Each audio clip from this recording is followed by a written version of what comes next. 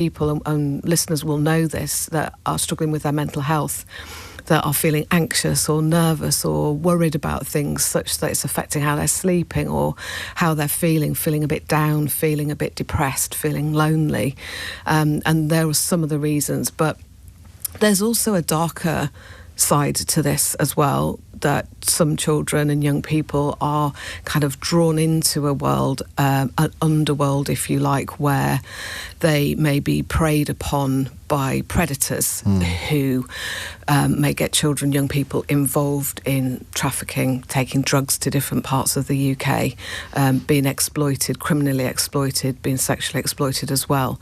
So as you can hear, there are so many reasons, and it really spans so many of the issues across society. But yeah, a staggering number, and very vulnerable whilst they're missing as well. And how many of those 70,000 are still missing after 12 months? That's a really good question. Most people, most children, young people, and in fact adults as well, will be back within 24, 48 hours. The point to think about there is that when they're missing, that's a time of real vulnerability for them. To be away from your networks, your family, your carer, your school, everything you know is a vulnerable point in time. But thankfully, most people will be back within the first couple of days. It's only a very small percentage that are still missing many years later.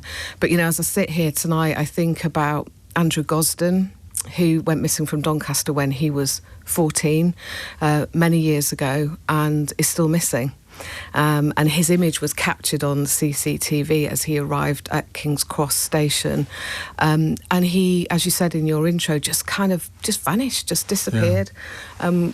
We know his family are still desperate for news, and so being able to be here with you tonight to talk about this, to get the word out, to get our appeals out there for children that are still missing is really, really important.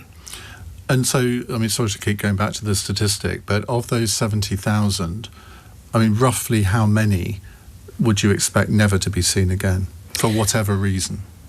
I mean, I think it's a really small percentage, like a tiny percentage. But like 100, 500?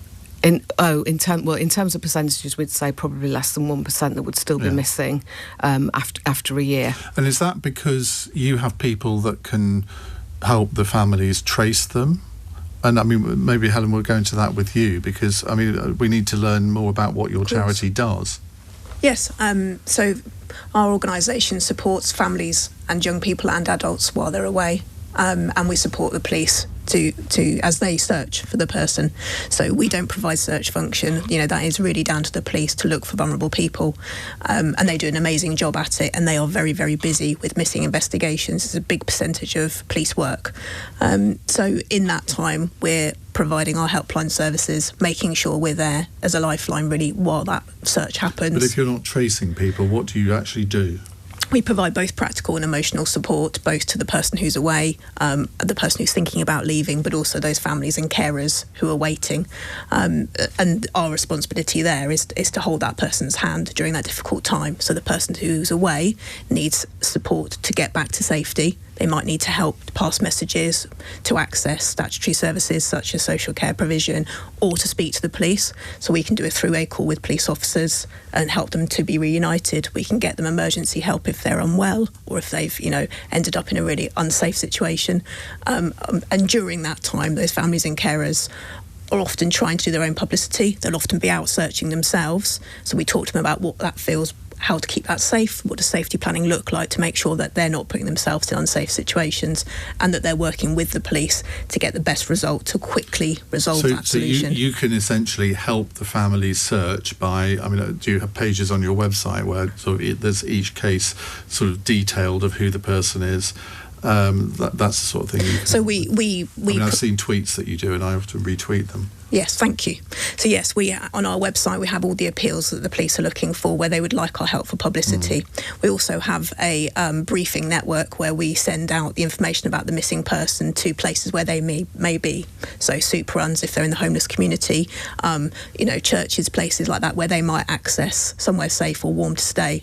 So those professionals in those areas can also help, reconnect them with the police as well.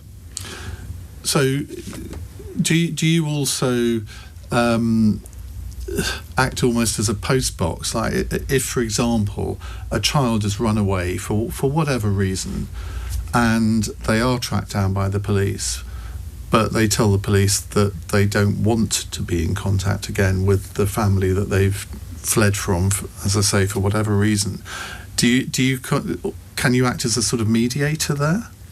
We could. It's the police's responsibility to help them to be safe, and a child has there's an legal responsibility for a child, unfortunately, to be in a safe community. They don't get to choose where they want to live. They need to be obviously provided a safe provision, and it's about how honest they are and about how much they can explain about what's happening in their home and what's happening while they're away, whether they're experiencing exploitation. So often our role is helping that young person to advocate for their needs, because they actually might not be able to be honest or not feel like they can say what's happening. So sometimes they're not able to be honest with the police about what's going on for many reasons, and if we're able to help communicate that, it might end up with a safer solution. And what we really want is them not to have to need to run away again. We want them to be in a safe space and being cared for properly. And Jo, what is the most common reason for, say, under 18s running away from home? I would say, in our experience at Missing People, it would be around conflict and unhappiness. And we talk about mental health a lot of the time, don't we? But I don't think callers come through to us talking about mental health. They'll say, I'm feeling unhappy about this, I'm worried about this, I'm really anxious about this is going on. Or young people that are living in care and feel that which there are quite a number. Yes, exactly. And we know that children that are living in care are more likely to go missing, and to go missing more frequently. And that might be about staying out with their friends, potentially, and just missing a curfew and being back late and getting reported missing. So it's not always that they're going to be missing for a number of days. They might just be late getting back to where they're supposed to be. But also, I think one of the themes and some of the calls that I've taken over the years at Missing People are children, young people who feel like they're not being heard.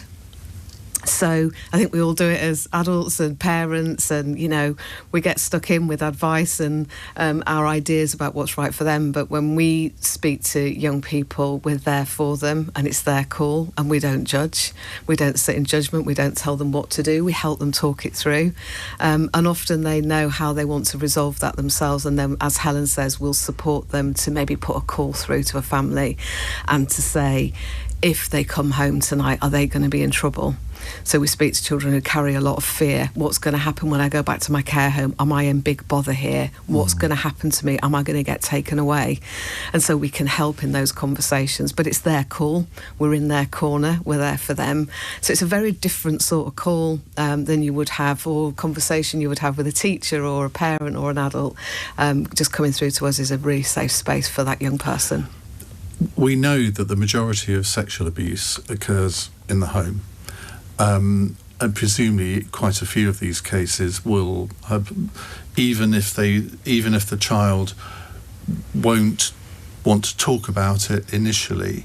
I mean, what is that a big phenomenon? I mean, I'm hoping you're going to say no, but I suspect you're not. I've not heard it lots of times, and often though, with a call coming through, a young person might present a different issue when they first call.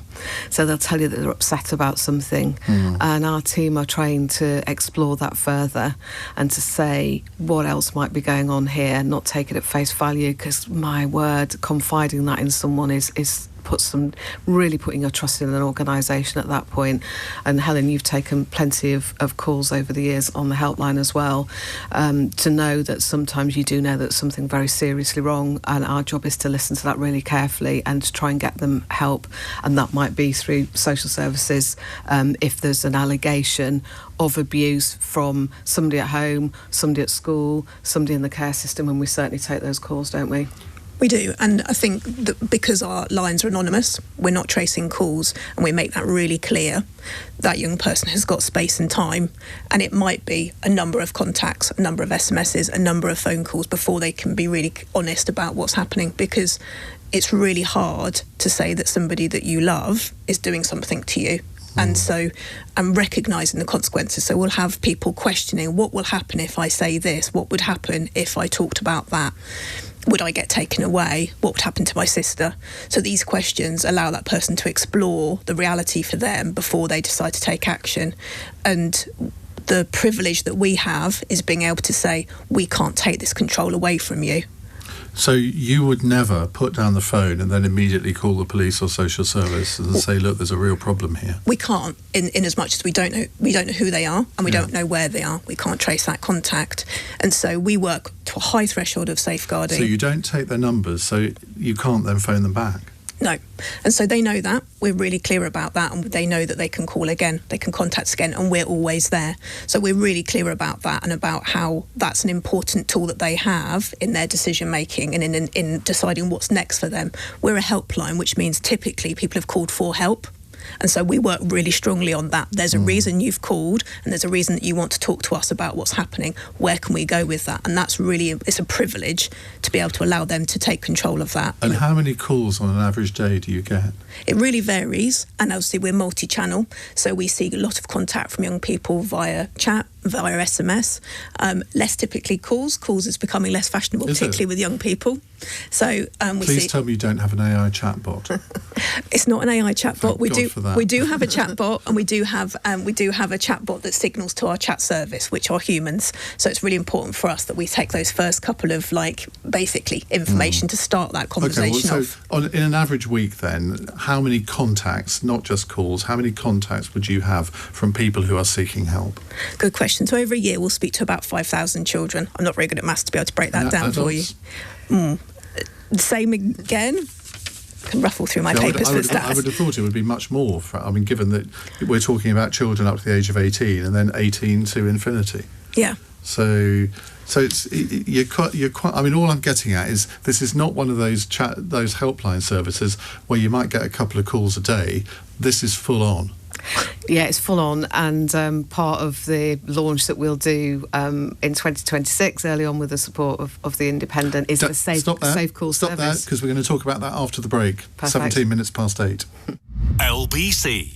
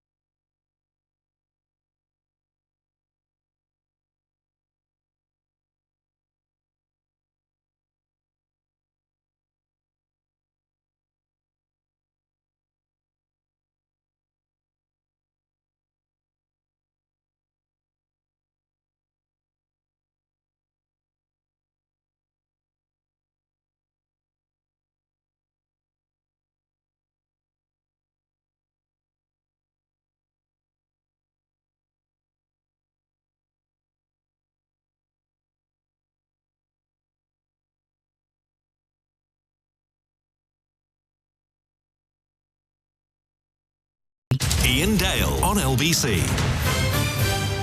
It is 19 minutes past 8 on LBC. Youle is here, Chief Executive of the charity Missing People, and Helen Alvis, who's Head of Support Services for Missing People. We're going to come to your calls in about 12, 13 minutes' time. And I'm really keen to hear from you, if as a child you did go missing, what motivated you to do that? Because, I mean, I'm trying to imagine the thought process that goes through, say, a 14-year-old's head, lives in Barnsley. I don't know why I'm picking on Barnsley, but lives in Barnsley. What goes through your head when you decide it's the only thing that you can do, because you must have exhausted all other options for whatever issues you might have? You think, no, I've got to go. Where do you go? How do you make that decision?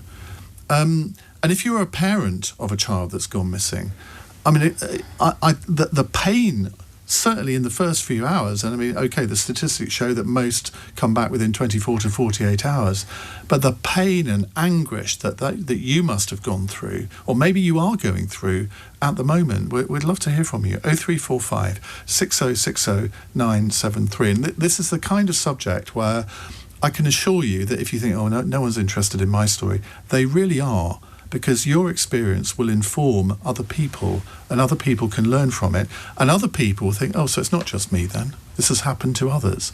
Because I suspect the first thing that a parent thinks if a child goes missing, and Helen, you tell me if I'm wrong, is you blame yourself in some way, even though you don't quite understand what's happening. That I think it's a human thing to blame yourself, isn't it? I mean, we've spoken to many parents over the years, and likely today, who feel like they just didn't spot the signs, didn't know that somebody was really struggling, didn't know that their family member felt that maybe the family would be better off without them. And I think that's such a crisis moment for the child that goes missing, but for the parent, the agony of not knowing. I think many parents will have been in that situation before, of just not knowing where your child is for a minute in a supermarket, or losing them in a playground, or they don't turn up where you expect them to be, and that sheer terror when you realise that there's actually something seriously wrong. And it keeps going and it keeps going. We hear from parents through onto our helpline. They don't know what to do. They've never been in this situation. I wouldn't know what to do. Yeah. And that... Well, I would. I'd call you, but... We've got your trust already. That's great. And I'm pleased to hear it. And you could call us in confidence and we would talk it through. Likely advise you to contact the police. And there's that weird myth that you need to wait 24 hours before you report somebody missing. You really don't. You will know that if someone is not where they're supposed to be, if that is out of character. We all know our own friends and family, and if somebody doesn't turn up when you're expecting them to be there, it's out of character. That's the time we will be advising people to ring through to the police, and then we would be there providing that support for them, giving them advice and support through that awful situation. Let me read out this text, if I can just get it on my correct screen here. Good evening. I'm a police sergeant in the Missing Persons Unit. It's staggering how often we see the same names reported multiple times a week. During a single shift, it's not unusual to have around 20 missing persons reported within just one London borough. Most missing people return within 24 hours, but what really stands out is how many are children in care who go missing 3 or 4 times a week. It often feels like the moment they go missing, the responsibility is immediately handed over to the police. These are children at significant risk of criminal and sexual exploitation, yet we have very limited powers. We locate them, take them back, and then the cycle simply repeats. It's incredibly frustrating. I hate to say it, but many care placements don't put in nearly enough effort to prevent these incidents or safeguard the young people in their care.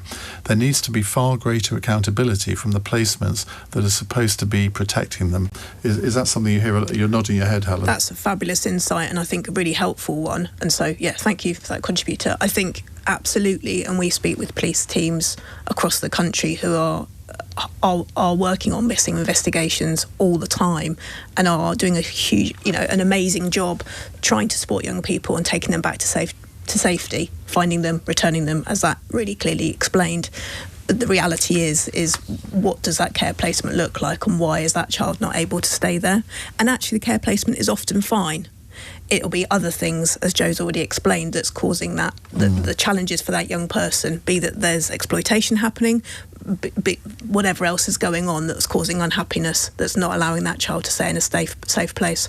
One of our services we provide in Hertfordshire works with those young people who are repeatedly going missing, who are at the greatest risk, and works with the police there to establish contact with those young people and start to work with them over a number of weeks to try and establish how to move past that repeat behaviour that's actually meaning that those missing incidents, every single time they go missing, they're more at risk. And I think, that explanation from the police team, I think, is probably a national picture. And we see the struggle between police teams trying to do their best to search for people, and the conflict between other statutory provision and mental health provision, housing. It's a complicated, societal picture. We know that. Jo, before I so rudely cut you off, you were about to tell us about this new initiative that you're taking this Christmas with The Independent. So The Independent are supporting with us an amazing campaign to help us launch Safe Call, which brings all together lots of different aspects of our services for missing children. But crucially, we've worked with the young people themselves because, as you said, you know, chatbot's not for you, but we know that young people want to contact in different ways. We spent a lot of time with young people finding out what they want. They wanted to call it Safe Call. That's really important for them. They want to be able to contact in loads of different ways. They're happy with a chatbot, but they also may be very keen to speak to a real human being at the end of the line as well, or contact us via WhatsApp, or find brilliant information online. So the campaign, with fantastic support from the likes of David Beckham, is out there. Sir David, if you don't mind. Sir David Beckham, looking dapper as ever.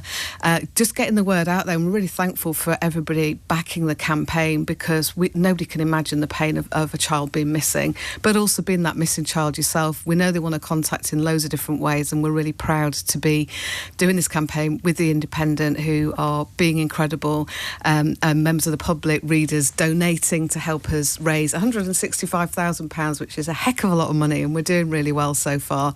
So thanks to everybody that's backing it. But I hope from what you're listening to this evening, we're able to get that message over of how important it is and how much you'd want a service like that there for your child if they were in that situation. Isn't that the sort of thing children in need should be helping fund? Yeah, children. I'm so glad you mentioned that, because Children in Need did help in part of the development of this over time, because this is the result of so much work and different pilots and some of those projects that Helen was talking about there. We've got some amazing supporters and backers, but we really want to launch this in a way that reaches young people in the way that they want it. They want us to be in their corner. They want us to be there for them wherever they are in that digital world, and that's what we're set up to do with this campaign. So how's your charity funded? It's a mixed bag of amazing funders, everything from, we've got fantastic backing from the People's Postcode Lottery, the players of the lottery supporters. We've got great support from corporate supporters, but also people that give us an amount of money each month. You know, you're talking about Barnsley. I always think like Margaret in Doncaster and, you know, all these different people. It's one of our listeners. Hi there. that supports the charity in small and big ways, but we have some great partners, and The Independent are there pushing this out there, raising money for us. But we also have funding from government as well, to support some of the work that we do, because as the police sergeant that called in there, we do lots of work with the police up and down the UK, and we're supported also by the Home Office as well. We as a charity need to raise over £4 million a year. We've got an amazing team and a great community of people that raise those funds to help us be that lifeline for families and for children. And if you had 10 million to fund you each year, I mean, presumably you could easily spend that in extending the services that you offer. Yeah, we could, because wanting to be there in local communities, wanting to be there to answer every call that comes through to us, because we just simply can't do that. There are so many thousands of people that go missing in the UK every year, and the time and the support, and that police sergeant saying there, we are able to give people that time, but my word, we could give a heck of a lot more with that amount of money. Have you got an idea of how to do that? Well, funny enough, I do. Do you? I do, right. Because we have, a lot of people listening to this programme, and if they wanted to make a donation either to Safe Call or to Missing People, where do they go to do that? If they want to support the charity Missing People, please go to our website, missingpeople.org.uk. But the Independent campaign to support Safe Call, if they text SAFE to 70577, it's so easy to donate, £10, and we will be grateful for every pound that people donate, so thanks for that. Well, we'll give that number out at least once again before the end of the programme.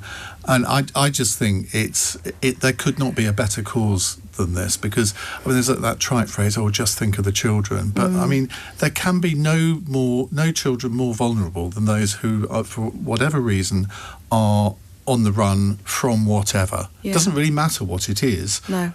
But the fact that they've actually gone on the run shows that there is a problem somewhere in their life that they feel that they aren't in control of. And of course, the more they go on the run, the longer they stay outside a safe environment, the more at risk they become.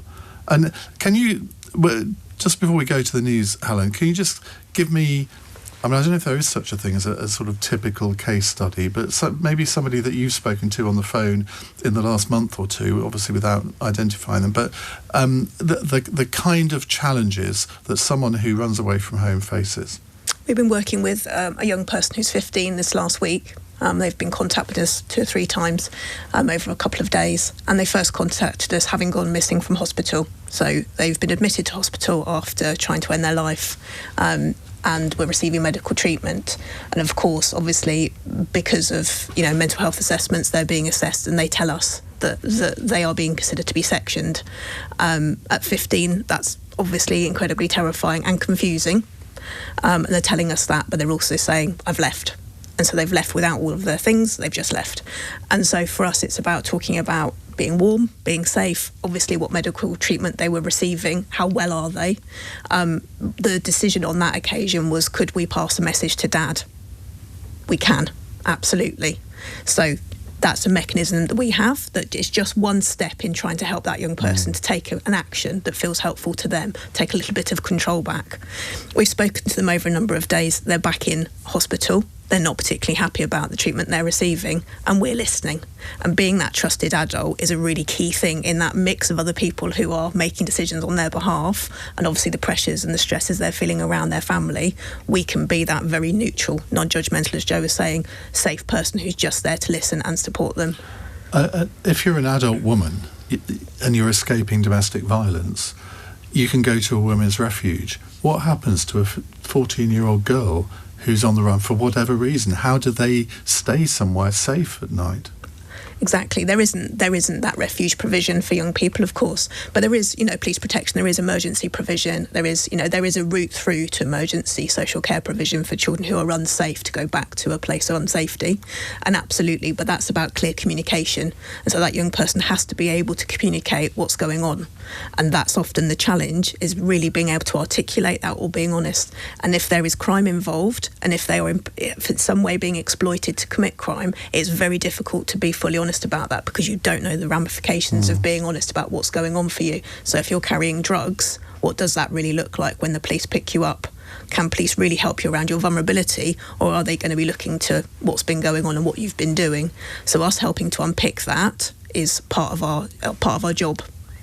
Lots of texts coming in, 84850. If you want to tell your story on the text, you can ring or you can WhatsApp on 0345 6060 973. We're going to go to your calls in just a moment. No chatbots here, it has to be said. Well, maybe you've got 3 of them coming up in the next half an hour. But we'd love to hear your experiences, whether you're somebody who, for whatever reason, either when you were a child or maybe as an adult, you just decided to vanish. We'd love to hear your story, but also, if you are the friend or relative of somebody who did just that, what's it like for you? I can't imagine anything more painful than being a parent not knowing what's happened to their child, because inevitably you're going to blame yourself, even if that you are not part of the reason. There will always be blame or self-blame. It's 8:33. Let's go to Daryl Jackson for the LBC News headlines. The COVID inquiries found the response of the UK's 4 governments to the pandemic was a case of too little, too late. It concluded there had been 23,000 fewer deaths in England if Boris Johnson had imposed a lockdown a week earlier. 2 million legal migrants in the UK will have to wait 10 years to be considered for permanent settlement under new proposals. The Home Secretary says reductions will be available for those who make a strong contribution to British life. And Europe's pushed back against a reported US-Russian peace plan which would see Ukraine surrendering all of the Donbass region to Moscow. It would also see Kyiv agree to reduce the size of its military. LBC weather staying dry and clear for most tonight. Sleet and snow continuing for northern Scotland, Northern Ireland and some coastal areas. Lows of -8. This is LBC.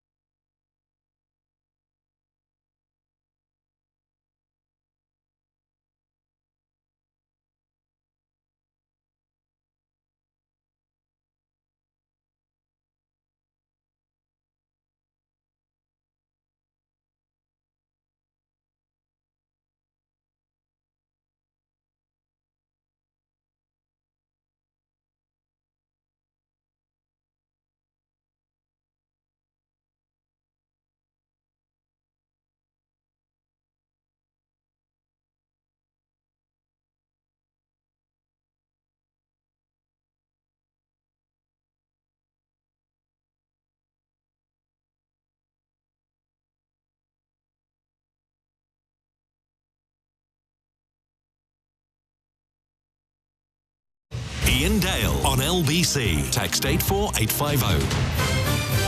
8:36 on LBC. Joe Youle and Helen Alvis from Missing People are here. Don't forget, if you'd like to donate to them, it's missingpeople.org.uk, is that? Yeah.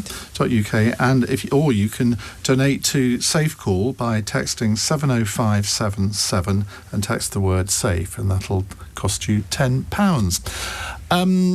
Anonymous text here saying that police officer who made his comment was spot on. My granddaughter voluntarily left home at the age of 16 earlier in the year and got put into a placement. She's gone off the rails. Curfew put in place, which she never took any notice of. Missing for days on end. Now on drugs and doing county lines and I believe prostitution.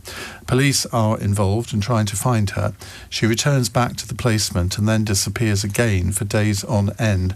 Absolutely heartbreaking. Again, you think of yourself being a relative of a girl in that position, and I mean, before we go to a call, just explain how the police operate. So every police force has a missing persons unit, does it? I wouldn't like to guarantee that to be exactly the case of the structure. They structure things quite differently, but they obviously have a response to missing, and they will look at that on the each organisation, each area does it slightly differently, but they have a responsibility to obviously investigate missing experience episodes. And would I be right in assuming that sort of big metropolitan police forces probably have the biggest missing people units? And they do have, and they do it by borough and different, set up in a particular area. And of course, missing people don't stay in the area that they go missing for typically. So there's a lot of cross communication between boroughs, obviously in a city, but also, citywide, countywide, nationwide. Right, let's go to a call. It's Jane in Barnet. Hello, Jane. Hello, good evening, Ian. How are you? Good, thank you. What would you like to tell us?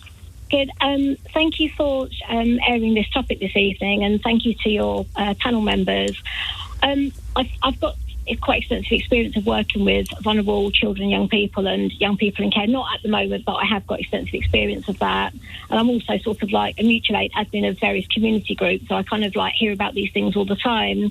I specifically wanted to ask or make a comment and ask a question in relation to about children in care and how that's reported. I think one of the things that hasn't been discussed is how our figures compare to other nations and how other nations record figures. But your colleague that's on the panel there just mentioned when you asked the question about how do the police record their figures and do they all have a missing persons team? So, oh, no, they don't all have a missing persons team, etc. So effectively speaking, it does mean that the way figures are recorded are inconsistent. So if I may say, and I'm happy to be corrected if I'm wrong, if a young person that's in care, so that's in the care of a local authority, is reported missing, even if the care staff know that that young person is with a family member that they are allowed to have contact with, because they're not actually at the children's home, for example, where they're supposed to be, they are still considered to be a missing person, but their vulnerability should be minimised, but that cannot be recorded in the statistics. However, you've then got a situation where one of your other panel members said that if you've got a young person that calls in and says that they're missing, nobody will call that young person back. The onus is down to the young person to call the organisation back. Well, that leaves a huge gap in safeguarding. And when we think about aspects of safeguarding under the Children Act, etc., there seems to be some conflicting information. And that's not a negative comment about your panel member. That's just what the current situation is. So my question is, if it's okay to ask, is what do the panel members think would improve the way looked after children's reporting is recorded, and in terms of the systematic errors that we currently have, for example, constabularies report different to the way the Metropolitan Police report, how can those factors change, and what other multi-agency gap is there in terms of trying to improve the engagement of the young people? For example, I'll just give you the scenario. You might have one young person who goes missing, for example, 10 times a year. That's 10 episodes of being reported missing. So they're effectively reported as 10 missing individuals. There's actually one missing individual that's gone missing on 10 occasions. Does that make sense? Yeah, absolutely. Let's put that to Joe. Hi, Jane. You bring up some really good points there, because, of course, the responsibility for children who go missing sits across different agencies. So the police, social services, sometimes health. And we know that where those agencies work closely together to provide that wraparound support for a young person, then those incidents of them going missing can reduce. And you're quite right to say that some children go missing multiple times. So we talked at the beginning about the 70,000 children who go missing every year, but 200,000 incidents, and we know that every time they are missing, they are potentially at risk. Each police force operates as its own force, and so there's not necessarily consistency completely across the board. I do think as a charity there for children and young people, getting the message out there that they can get in touch with us, that they can put their trust in us, and it doesn't matter how many times they've been missing. We want them to contact us if they feel unsafe on multiple occasions.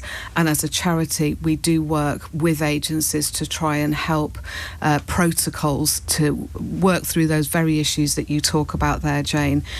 I think as a society, for children that are vulnerable, that we need to have a safety net, and we've all got our part to play in that. We work really closely with the police. We've got an amazing service called TechSafe, where when the police know that somebody's missing and they've got their mobile number, we can automate a text out which reaches that person at that point of vulnerability with our message to say, we know you're missing, we're not going to judge, give us a call in confidence and let's work this through.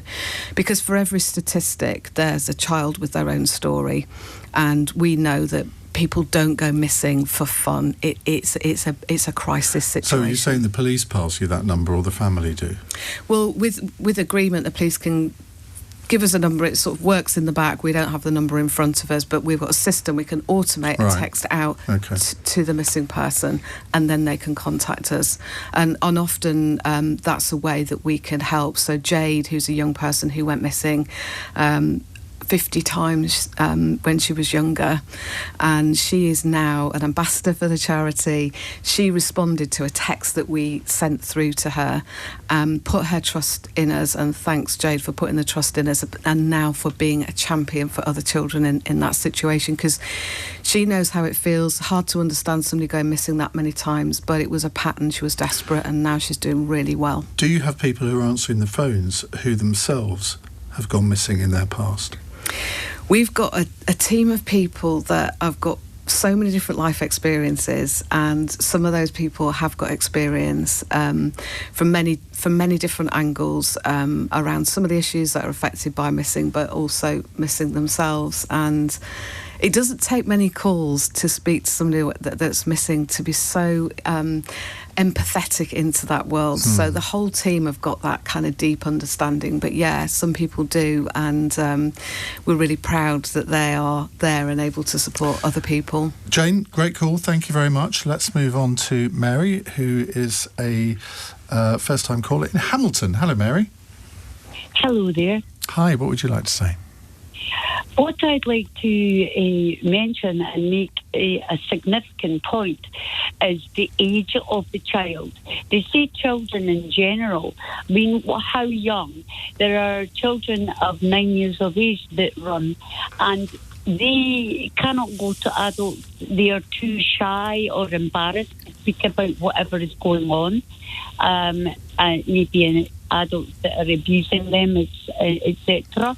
They do not want to worry their parents with things. They feel guilt and shame, and they feel that's the only way.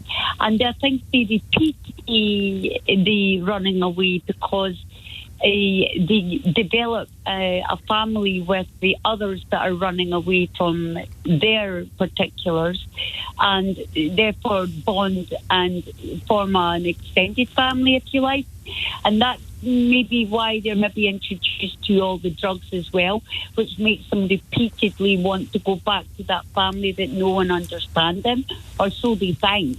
But they're prepubescent at that age. Helen, what's the youngest that you deal with generally? Because I mean, you can't imagine a 3-year-old running away.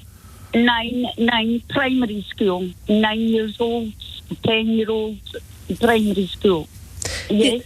I think obviously children in primary school are running away, and I think quite rightly, they find it quite hard to reach out and find, a number like ours to make contact. So very rarely do we speak to them. Organisations such as Childline, who we work with, they do speak to children who are that young frequently, and often, obviously, youth workers, schools are picking up young people in those primary school ages who are having those experiences of not being safe and not being at home.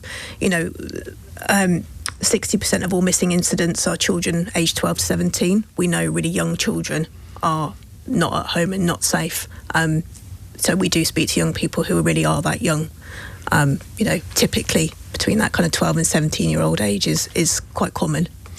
Mary, thank you very much. We'll come back to more of your calls in just a few moments' time. If you would like to donate £10 to the Safe Call initiative, which the Independent and Missing People have teamed up to launch, the text number is 70577. You just need to text the word SAFE and that'll debit £10 from your mobile phone account. Or you can go to missingpeople.org.uk and make a donation via their website. It's 8:47. On the latest episode of The Newsagents. We will be speaking to Nigel Farage's biographer, Michael Crick, about whether or not he believes Nigel Farage was racist and anti-Semitic when he was a schoolboy. Farage denies all those allegations. Get the latest episode of The Newsagents with Emily Maitlis, John Sopel and Lewis Goodall. Listen or watch on our free Global Player app or the new LBC app.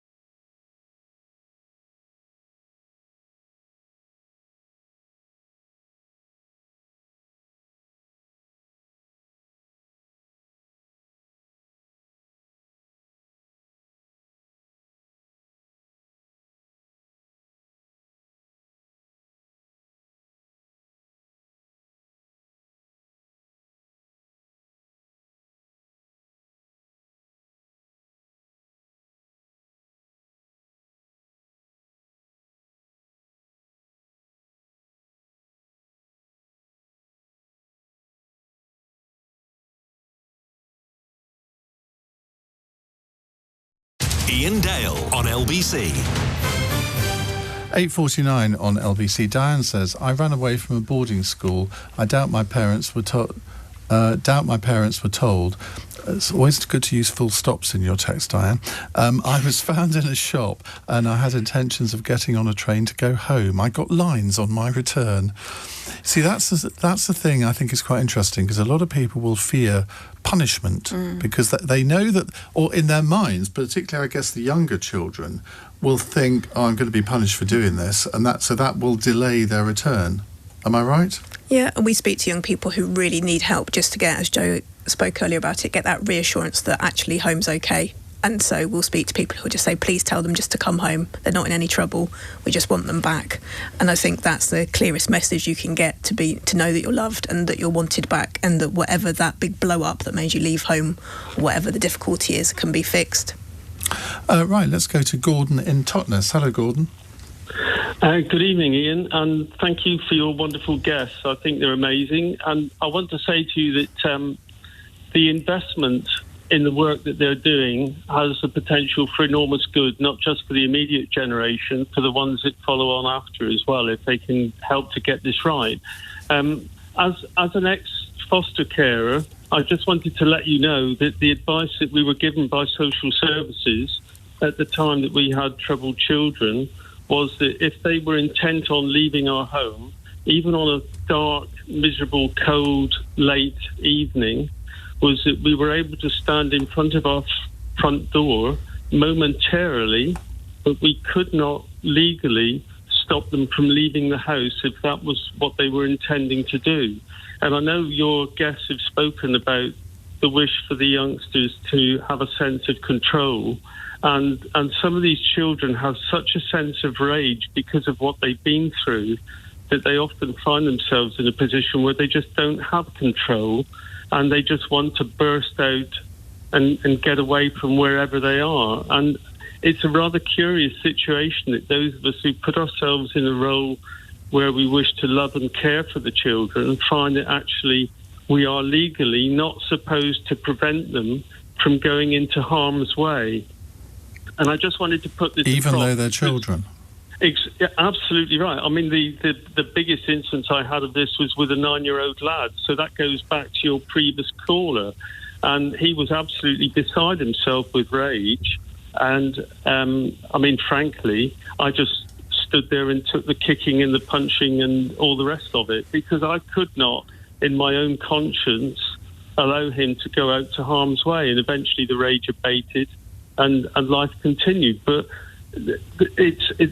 I needed to explain this because the idea that somehow that the police wish if only the care placements were able to do their job properly, they would have less of a problem of actually going around and finding the children.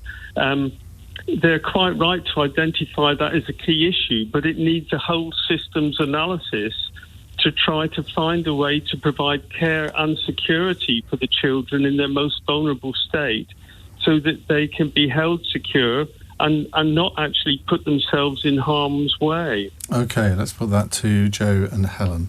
Who wants to take that?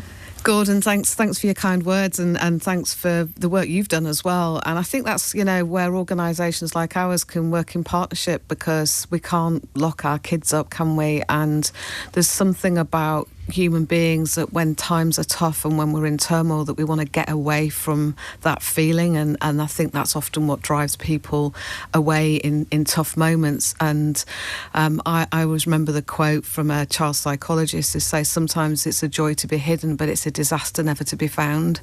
And sometimes we do want to get away and we do want a bit of space and just to get our heads together, but you don't want to be out there on your own in the dark and not know that there's somewhere to turn. And so it's great that you're supporting us, Gordon, in what we're trying to do here because we want to be part of that safety net but alongside brilliant people like you that's providing care for young people, and great to hear that problem abated. How many people, and I guess we're talking about adults here, but how many people genuinely don't want to be found? And they're doing so-called Reggie Perrin, which if you didn't see the series Reggie Perrin, you won't know what I'm talking about, but you clearly do. In my experience of talking to adults who are missing, I think some of them feel that for whatever reason they can't go back. I remember talking to somebody who his business was falling apart. He hadn't really been that open about what was happening. He was very scared to talk to his family. And as Helen was talking about earlier, we passed a message on. I remember the trepidation of passing that message and not knowing what response was going to be, and it was just to please come home. And I think eventually he did go back home. But some people leave for good reason. And if we're talking about adults here, it's your right to be able to leave a situation you're not happy in. And we speak to adults who are missing, don't we, Helen, that aren't safe. And that going missing, going away, disappearing from that situation is actually safer than staying. And do you find, and I'm sure this isn't a large number of people, but I suspect, particularly when we have a cost of living crisis, for example, and people are genuinely scared about the future, they just want to stop the world and get off and just disappear, not have any responsibilities, and as long as they've got enough to sort of feed themselves, that's fine. They just don't want the rat race anymore. I mean, is that a phenomenon at all? I think that people don't even get as far as thinking, have I got enough food? I think for people, there's a moment of crisis, and most missing incidents are a crisis for that person, and they just book a night in a hotel. I'm in a Premier Inn, that's as far as I've got, and then it might be that they can walk back into that family situation. It might be they can pass a message. It might be they can make a call. But the longer it goes on, the more difficult it becomes, Absolutely. I guess. Absolutely. And also then all the other problems and all of those other security things and maybe the support networks they did have start to diminish as well. So it does become trickier. But for those who've been reported missing, the chances are obviously the police will find them, and hopefully that's a route as well for them to start making some choices about returning. And how often do people who've disappeared, say, for 20 years, I mean, do you have examples of where people have gone missing for that long and their families have either given up on them or just assumed that they've met a horrible end somehow? I mean, how often does that happen where people reappear after that length of time? I mean, we supported a family whose son was found after 6 or 7 years of being missing. He was an adult, and when he was found, he wasn't in a particularly good way, and it took some time to rebuild that relationship with his family and feel that he was able to come home. Families would say that while ever they don't know where their loved one is, there is always hope. Yeah. That they can never feel that there's never going to be an answer. Albeit you might get a dad who would say, my feeling here is that they're not alive. But the mum would say, I can't feel that. And I think that's often the pain of those situations, and always feeling that the door might go, that they might hear the key in the door one day and that person is back. And we do help bring people back together. We've got a tracing service, our lost contact service, haven't we, that can help reunite families after many years of being out of touch with a relative. There was I'm trying to remember the name of it, a US drama about missing people. Can you remember the name of it? I'm going to Google it if you can't. But I just became absolutely addicted to this series because the stories that they told, most of them must have been based on real cases that had happened. And it was just one of those American dramas that really sort of hit you between the eyes. Brilliant actors. But I can't remember it. I'll look at it while you're talking in just a second. Luke says, Ian, great show. Thank you, Luke. What is the number to donate to Safe Call? Well, funny enough, I have it here. It's you need to text 70577. Just text the word SAFE, and that'll take £10 off your mobile phone bill. Well, not take it off, it'll actually add to it, won't it? Or you can donate to missingpeople.org.uk. Now, let's take a text here from, oh no, please don't give my name. It says, I'm listening and I work in one of the care homes you're referring to, and we have children that tend to go missing. We have robust care plans in place to manage children that go missing. And have I read this one out before? And whether the police like it or not, they are part of that plan. Depending on what type of care order they're on, the people that have made them come into care are still involved in their lives. This can sometimes be the catalyst for them running, and we can only manage and nurture knowing that it will most likely happen again. I mean, care homes, foster carers, professional carers do an amazing job. There's no doubt about it. And they're working with children who are incredibly vulnerable. And I remember speaking to a young person once who just said, I just want to speak to someone who loves me. And that's the reality for children. They would like to be living with somebody who is, their family. And so for any other placement, you're coming up with those problems that's the right professional space for them to be in to keep them safe. But it comes with a child that isn't coming with that nurturing space that you would hope a family would bring.